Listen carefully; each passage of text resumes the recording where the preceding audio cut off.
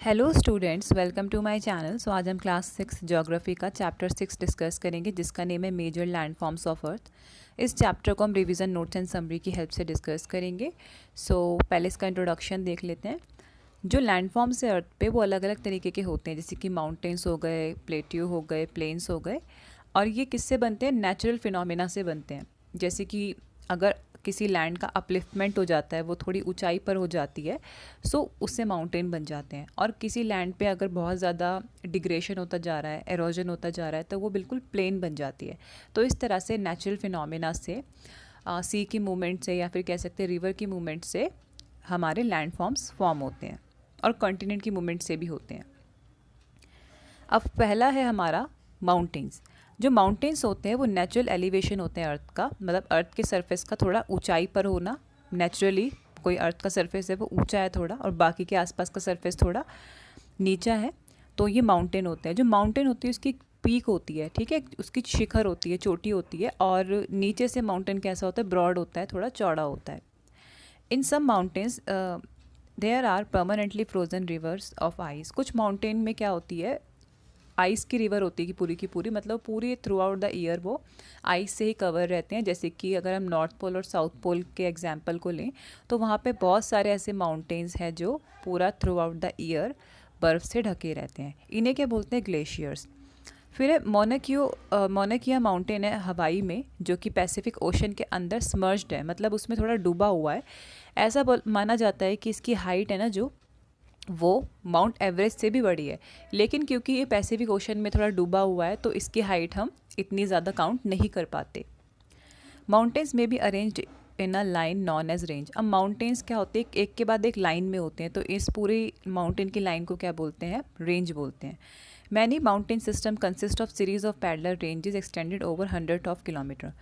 कुछ माउंटेन्स इतने ज़्यादा फैले होते हैं, इतनी ज़्यादा उनकी लंबी रेंज होती है कि वो hundreds and thousands of kilometre तक भी फैली होती है। जैसे कि हिमालय की है, एल्प्स की है, एंडीज़ की है, जो कि एशिया, यूरोप और साउथ अमेरिका में रिस्पेक्टिवली। जो हिमालय माउंटेन की रेंज है वो एशिया में है, एल्प्स की है यूरोप में, और एंडीज़ की है साउथ अमेरिका में। अब माउंटेन भी ना तीन तरीके के होते हैं। एक तो होता है फोल्ड माउंटेन, दूसरा होता है ब्लॉक माउंटेन, तीसरा होता है वॉल्केनिक माउंटेन। फोल्ड माउंटेन ऐसे माउंटेन्स होते हैं जो कॉनिकल शेप में होते हैं, मतलब उनकी पीक होगी हाई और वो कॉनिकल शेप में होंगे, कोन की शेप में। जो हिमालय माउंटेन्स है और जो एल्प माउंटेन्स है वो यंग फोल्ड माउंटेन्स हैं। और जो अरावली माउंटेन है, इंडिया में ही है वो ओल्डेस्ट फोल्ड माउंटेन का एग्जाम्पल है। फिर है फिर आते हैं हमारे थोड़े वेस्ट में जो माउंटेन कौन कौन से फोल्ड माउंटेन्स हैं, तो वो है एपेलाचियंस नॉर्थ अमेरिका में, यूरल रशिया में, और रशिया तो खैर एशिया में ही है। और ये जो एग्जाम्पल है एपेलाचियन और यूरल माउंटेन, ये भी किसका एग्जाम्पल है? ओल्ड फोल्ड माउंटेन्स का एग्जाम्पल है। अब ब्लॉक माउंटेन्स देखते हैं। ब्लॉक माउंटेन्स कैसे बनते हैं? ये बनते हैं लार्ज एरिया अगर कहीं पे ब्रेक हो जाता है वर्टिकली, जैसे कि कोई लार्ज एरिया है वो वर्टिकली ही ब्रेक हो गया, लंबाई में अगर वो ब्रेक हो गया, तो वही जगह क्या हो जाती है? बाकी जगह से अपलिफ्ट हो जाती है, और उसी से फिर क्या बनते हैं? ब्लॉक माउंटेन बनते हैं। जैसे फॉर एग्जांपल है, अगर कोई सरफेस है, ठीक है, अब उसके आसपास की लैंड क्या हो गई? ब्रेक हो गई, बट एक वो सरफेस रह गया, ठीक है, उसके आसपास सब कुछ ब्रेक हो गया, बट वो एक ऐसी रॉक है या फिर एक बड़ा सा सरफेस है, वो ऐसे का ऐसे खड़ा रहा, तो उससे होगा क्या? आसपास का एरिया तो उससे लोअर रेंज में चला जाएगा, लो हो जाएगा, और वो जो एरिया जो ब्रेक होकर अलग से निकला है, वो एक हाई पीक पर चला जाएगा। तो जो ब्लॉक माउंटेन होते हैं वो इस तरह से क्रिएट किए जाते हैं जब एक लार्ज एरिया टूटता है, वर्टिकली डिस्प्लेस होता है। और फिर the uplift block are termed as horst and the lower blocks are called graben. जो अपलिफ्ट एरिया होता है टूटने के बाद, जो ऊंचा एरिया होता है उसे बोलते हैं ब्लॉक्स, और जो नीचे का लोअर एरिया होता है, लोअर ब्लॉक्स होते हैं, उसे बोलते हैं graben. The Rhine valley and the वॉसगेस mountain in Europe are example of such mountain. अब जो राइन वैली है और जो वॉसगेस माउंटेन है यूरोप में, ये इसके एग्जाम्पल है किसके? ब्लॉक माउंटेन्स के। अब वॉल्केनिक माउंटेन आते हैं। Volcanic mountains are form due to volcanic activity. Volcanic mountain बनते हैं वॉल्केनिक एक्टिविटी से। जैसे कोई वॉल्केनो ब्रस्ट होता है, फिर उसका जो अंदर से वो निकलता है, उसका पूरा का पूरा जो वॉल्केनो का पिघला हुआ सारा मैटर निकलता है, वो जब जमता है एक जगह पर, तो उससे वॉल्केनिक माउंटेन फॉर्म होते हैं, जैसे कि किलिमंजारो अफ्रीका में, और फिर है फुजियामा जापान में। ये किसके एग्जाम्पल है? वॉल्केनिक माउंटेन के। ठीक है, ये किससे फॉर्म होते हैं? वॉल्केनिक एक्टिविटी से फॉर्म होते हैं। और वॉल्केनिक माउंटेन में वॉल्केनो भी एग्जिस्ट करते हैं, मतलब वॉल्केनिक माउंटेन में आप हमेशा ये देखेंगे कि वॉल्केनिक एक्टिविटी भी होती रहती है। अब इम्पॉर्टेंस ऑफ माउंटेन देखते हैं कि भी माउंटेन हमारे लिए क्यों ज़रूरी है। सबसे पहला पॉइंट ये है कि जो माउंटेन होते हैं वो स्टोर हाउस होते हैं वाटर का। सेकंड है, बहुत सारी रिवर्स होती है जो माउंटेन में से ही ओरिजिन होता है जिनका, जैसे कि गंगा रिवर है वो हिमालय माउंटेन में से निकलती है, बिकॉज माउंटेन में ग्लेशियर्स होते हैं कुछ कुछ, जैसे हिमालय माउंटेन उसमें काफ़ी सारे ग्लेशियर्स है। जब वो ग्लेशियर्स पिघलते हैं, मेल्ट होते हैं, उससे रिवर्स फॉर्म होती हैं। फिर reservoir are made and water is harnessed for the use of people. अब माउंटेन्स के पास रिजर्वियर्स बनाए जाते हैं जिससे वाटर सप्लाई होती है लोगों तक।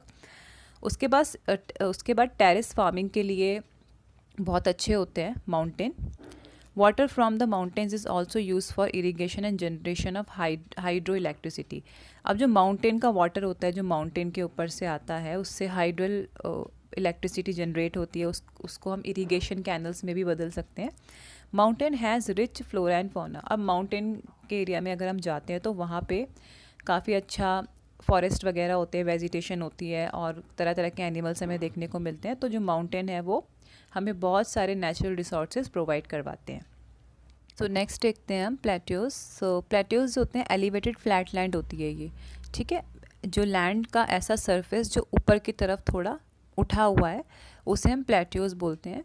प्लेट्यूज और माउंटेन में ये फ़र्क होता है कि जो माउंटेन है उसकी पीक होती है, बिल्कुल स्पोकी पीक होती है, उसकी सबमिट होता है, लेकिन प्लेट्यूज में ऐसा नहीं होता, उसकी लैंड बिल्कुल फ्लैट होती है।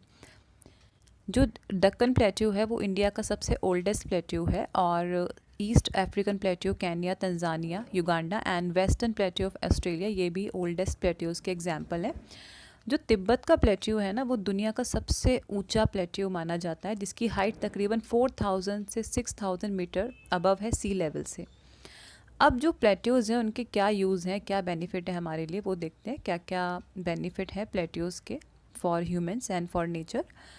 सो प्लेट्यूज़ भरमार होता है किसका? प्लेट्यूज़ में किसका भरमार होता है? मिनरल्स का। बहुत सारे मिनरल्स यहाँ पे पाए जाते हैं, जैसे कि अफ्रीकन प्लेट्यूज़ है वहाँ पर गोल्ड और डायमंड पाया जाता है। अगर इंडिया की बात करें हम तो छोटा नागपुर प्लेट्यू है, वहाँ पर आयरन, कोल, मैग्नीशियम ये सारा मिनरल्स मटेरियल पाया जाता है।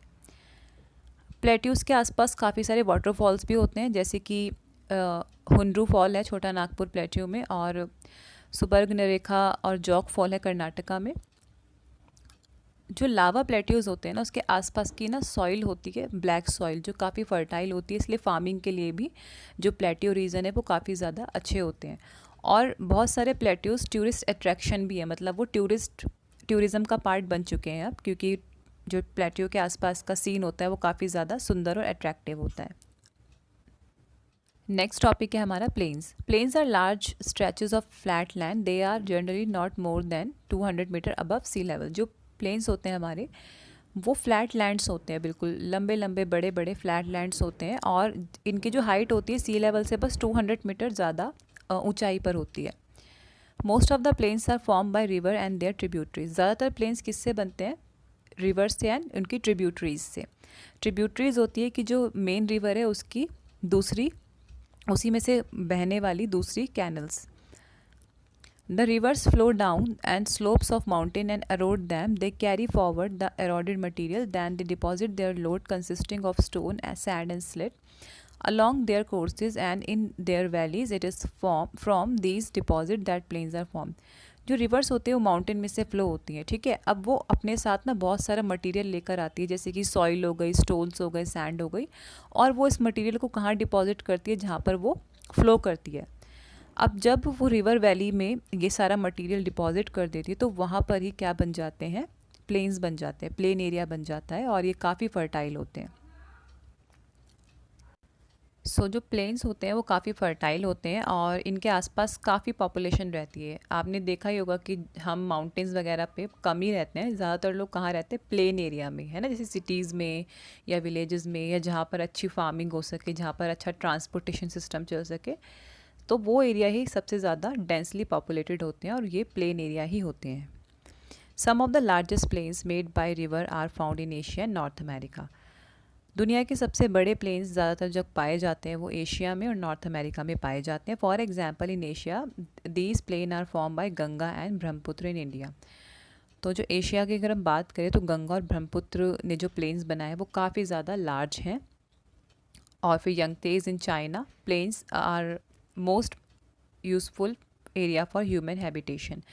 जो प्लेन्स होते हैं वो ह्यूमन हैबिटेशन के लिए बहुत ज़रूरी होते हैं। जैसे कि दुनिया में ज़्यादातर लोग प्लेन एरिया में ही रहते हैं, इसलिए प्लेन्स काफ़ी इंपॉर्टेंट होते हैं ह्यूमन हैबिटेशन के लिए, क्योंकि प्लेन एरिया पर अच्छे से फार्मिंग हो सकती है, रोड्स बन सकते हैं, बिल्डिंग्स बन सकती है, इसलिए it's very important. Because of fertile soil the land of highly populated and productive for cultivation. क्योंकि फर्टाइल सॉइल होती है प्लेन की, इसलिए यहाँ की जो सॉइल है, यहाँ की जो लैंड है वो कल्टीवेशन के लिए बहुत अच्छी होती है, फार्मिंग के लिए बहुत अच्छी होती है, जैसा कि मैंने पहले बताया था। In India to the Indo Gangetic plains are most densely populated.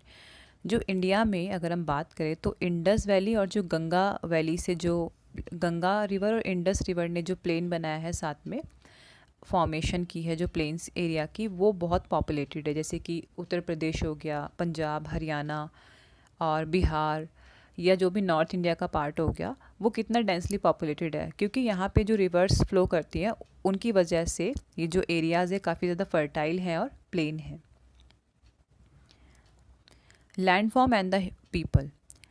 Landforms and the people में अब हम देखेंगे कि कैसे लैंडफॉर्म और लोगों की लाइफ कनेक्ट होती है। Humans have been living on different kinds of landforms in different ways. Life is difficult in mountain areas. Plains provide much better condition. It is easy to grow crops, build a house और road in plain than a mountain. जो humans होते हैं वो अलग अलग जगहों पर रहते हैं। जैसे कि जो लोग पहाड़ों पर रहते हैं, माउंटेन्स पर रहते हैं, उनकी लाइफ बहुत टफ होती है, और जो लोग प्लेन एरिया में रहते हैं उनकी लाइफ थोड़ी ईजी होती है, क्योंकि प्लेन एरिया में रहने वाले लोगों के लिए क्रॉप को उगाना आसान होता है, बिल्डिंग बनाना आसान होता है, रोड्स बनाना आसान होता है। Sometimes natural calamities such as earthquake, volcanic eruption, storm and flood cause widespread destruction. कभी कभी क्या होता है कि नेचुरल डिज़ास्टर आती है जिसकी वजह से ये जो लैंडफॉर्म्स होते हैं उनको बहुत भारी नुकसान होता है। जैसे कि अगर भूकंप आ जाता है तो लैंडफॉर्म्स पूरे के पूरे स्लाइड डाउन हो जाते हैं, या वॉल्केनो इरप्शन हो जाता है तो लैंड ही वो पूरा का पूरा फट जाता है।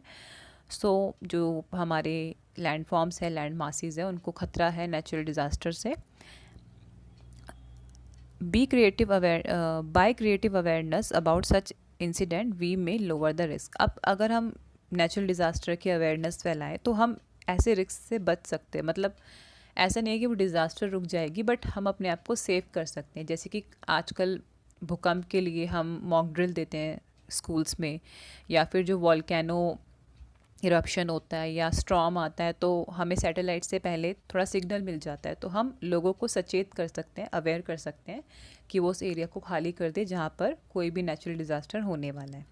तो स्टूडेंट्स, इसी के साथ आपके इस चैप्टर के नोट्स फिनिश होते हैं। आई होप आपको समझ आए होंगे, एंड अगर आपको वीडियो इन्फॉर्मेटिव लगे तो आप अपने फ्रेंड्स के साथ इसे शेयर कर सकते हैं। मैं आपसे मिलती हूँ नेक्स्ट वीडियो में। जब तक के लिए बाय बाय।